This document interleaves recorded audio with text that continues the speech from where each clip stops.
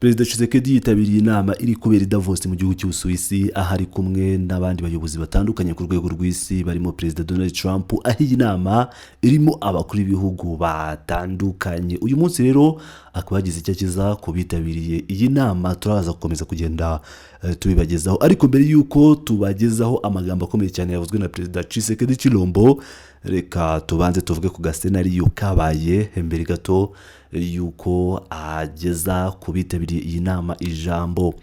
Yahuye n'abayobozi b'igihugu cy'Ububiligi barimo umwami w'Ububiligi ndetse na Maxime Prévost, minisitiri w'ububanyi n'amahanga w'igihugu cy'Ububiligi ukunze gushotorana n'igihugu cy'u Rwanda ku buryo bukomeye cyane, ndetse akaba ameze nka papa wa Chilombo bijyanye n'uko ari umwe mu bajyanama be bakuru mu bya diplomasi. Ngira ngo mwakomeje kugenda mubibona mu byo baganiye. N'ubundi harimo intambara ikomeje kubera muri Repubulika ya Demokarasi ya Kongo, aho bamwijeje ko bazakomeza kumufasha kumuvuganira mu Burayi kugira ngo Burayi ubashe kumva ibyo Tshisekedi ashaka ndetse bakomeze bamubere nka pare.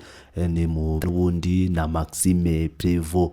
Tuvuye kuri ibyo n'ubundi turi Davos, Tshisekedi yibukije inshingano rusange, ashimangira ko Repubulika ya Demokarasi ya Kongo yifuza gukina uruhare rwayo rwuzuye, atari nk'igihugu gitanga gusa ibikoresho fatizo ahubwo nk'umukinnyi w'ingenzi wa strategy.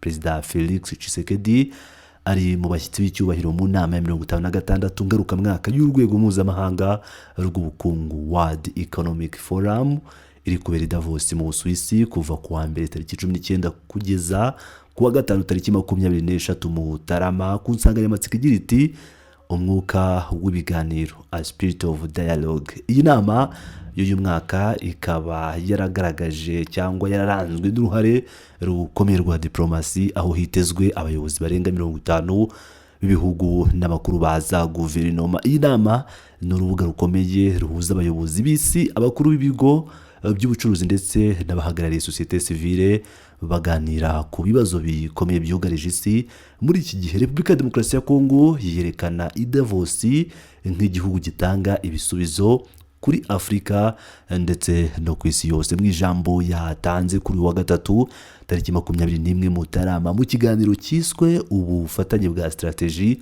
ku mabuye y'agaciro n'ishoramari, Felix Tshisekedi yagaragaje ko intsinzi y'impinduramatwara y'ingufu ku rwego rw'isi ishingira ku nshingano rusange, ku butabera mu ruhererekane rw'agaciro no kwiyemeza kurambye kw'abafatanyabikorwa bose. Mu magambo yagize ati intsinzi isaba kandi imiyoboro y'itangwa ry'ibikoresho yizewe, ifite indangagaciro kandi ishingiye ku nshingano. Muri urwo rwego Repubulika ya Demokarasi ya Kongo yifuza gukina uruhare rwayo byuzuye, atari nk'igihugu gitanga gusa ibikoresho fatizo ahubwo nk'umukinnyi w'ingenzi muri iyi mpinduramatwara. Igihe kirageze cyo gusimbuza kwishingikiriza ku bandi ubufatanye nyabwo.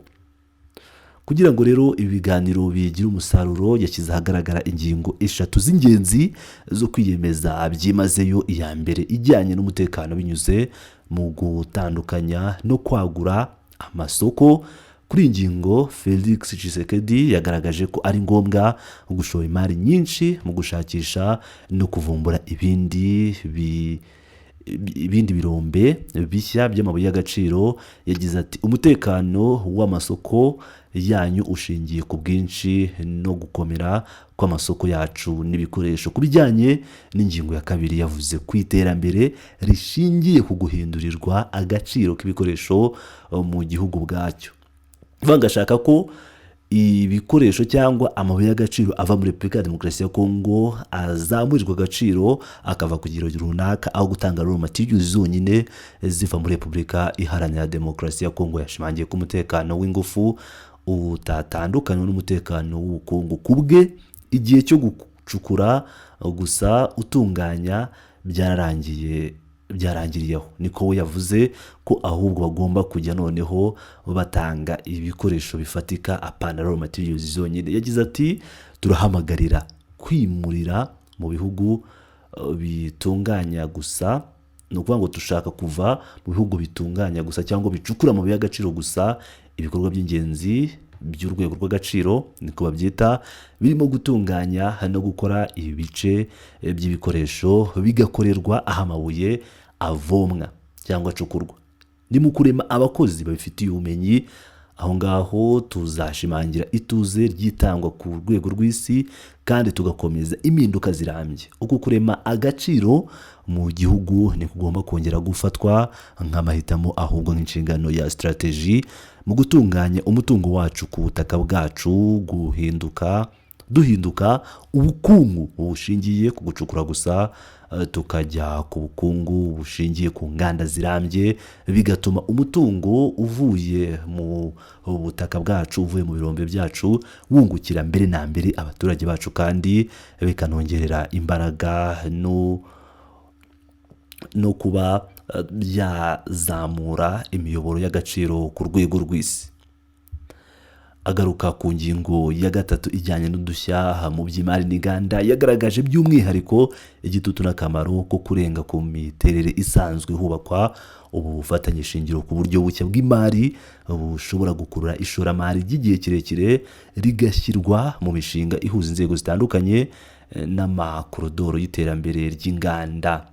Ngo byari n'amahirwe kuri we yo guhamagarira abafatanyabikorwa mpuzamahanga ubufatanye bushingiye ku nyungu zisangiwe. Ku bwa Felix Tshisekedi, Repubulika ya Demokarasi ya Kongo irafunguye ku bashoramari bafite icyerekezo kirekire kandi bemera gufata ingorane hamwe nayo. Mu magambo yati, ndahamagarira abafatanyabikorwa bacu mpuzamahanga gukorana natwe mu murongo w'ubufatanye bushingiye ku nyungu z'impande zombi, bwubaha ubusugire bw'igihugu kandi butanga iterambere risangiwe mu rwego rwo kubaka uruhererekane rw'agaciro k'amabuye y'agaciro rufite ubutabera birambye kandi urwego rureba ahazaza h'abazadukomokaho. Afurika ntikiri gutegereza gusa ko yumvwa, yiteguye kubaka.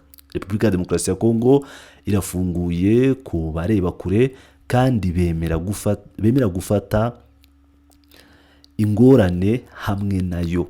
Dufatanyije duhindure imbogamizi y'umutungo kamere igikoresho cy'iterambere rusange ku isi yose. Ati, dufatanyije duhindure imbogamizi y'umutungo kamere igikoresho cy'iterambere rusange ku isi yose, niko umukuru w'igihugu cya Kongo yabishimangiye. Iri jambo ry'umukuru w'igihugu cya Kongo Felix Tshisekedi rije nyuma y'ibyumweru bike hasinywe i Washington amasezerano y'ubufatanye bwa strategy hagati ya Leta Zunze Ubumwe za Amerika na Repubulika ya Demokarasi ya Kongo. Aya masezerano agamije gushyira umurongo no kwihutisha ishyirwa mu bikorwa ry'imishinga ifatwa nk'ingenzi mu nganda z'igihugu, mu kurinda imiyoboro y'itangwa ry'amabuye y'agaciro y'ingenzi no mu guteza imbere ibikorwa remezo by'ibanze. Ubufatanye bwa strategy bwari busanzwe bwitwa amasezerano y'amabuye y'agaciro, buri mu bigize amasezerano ya Washington yasinywe ku buyobozi bwa Perezida Donald Trump. Icyakora ubufatanye ntibwemeranywaho na bose mu rwego rwa politiki n'imibereho y'abanyekongo kandi bukomeje kunengwa bikomeye. Nubwo Leta ya Kongo ibona ko bugaragaza icyizere gikomeye hagati y'ibihugu byombi, Musenyeri mukuru wa Lubumbashi Katanga Fulgence Muteba Mugalu abufata nko kugurishwa kw'igihugu ku giciro gito cyane, akemeza ko agamije ahanini gukiza ubutegetsi buriho hagashyirwa imbere inyungu z'igihe gito aho kurengera ejo hazaza h'igihugu cyose. Kubwe ayo masezerano abangamira iterambere ry'igihugu kandi ashyira mu kaga imibereho myiza y'abazadukomokaho cyangwa ejo hazaza ha Repubulika Iharanira Demokarasi ya Kongo. Ngira ngo rero murabyumvira neza cyane ibyabereye i Davos cyangwa ibyo Perezida Chilombo yagarutseho. Nk'ibisanzwe rero ni Pilot News TV, mukomeze mubane nanjye, ndabakunda cyane, muri ab'agaciro.